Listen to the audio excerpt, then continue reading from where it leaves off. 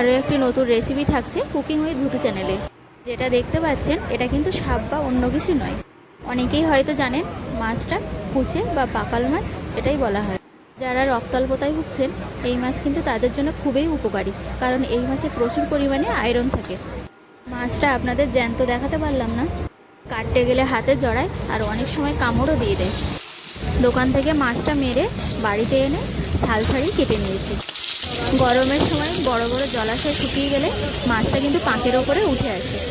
মাছটা সাপের মতোই পুকুর পাড়ে গর্ত, জলের ধারে গর্ত করে থাকে। অনেকে বাড়িতে মাছটা লবণ দিয়ে মারে, তবে সেভাবে করলে মাছের রস বেরিয়ে যায় আর স্বাদটাও খারাপ হয়ে যায়।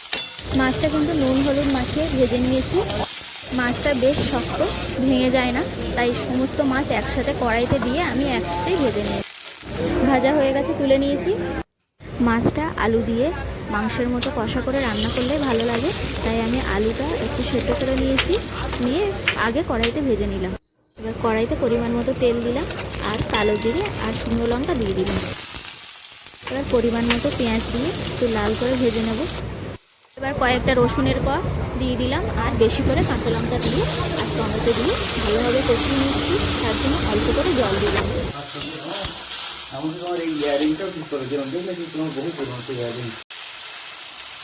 মশলা থেকে তেল ছেড়ে দিয়েছে। এবার ভেজে রাখা মাছ আর আলু কড়াইতে দিয়ে দিলাম, দিয়ে ভালোভাবে কষিয়ে নেব। মাছ আর আলুটা কিন্তু কষিয়ে নিয়েছি। এবার পরিমাণ মতো জল দেব।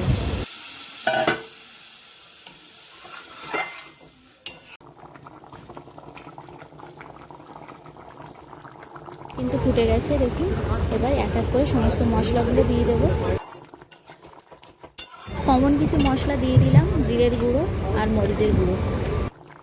রান্নাটা কিন্তু প্রায় শেষের দিকে, এবার গরম মশলা দিয়ে নামিয়ে দেব।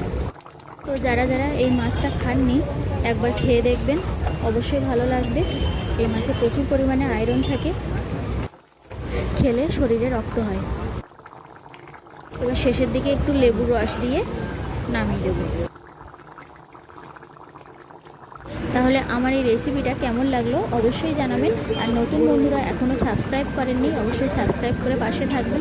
তাহলে আজ এই পর্যন্ত, ততক্ষণ ভালো থাকবেন, সুস্থ থাকবেন আর কুকিং উইথ ভূতু চ্যানেলের ভিডিও দেখতে থাকবেন। টাটা।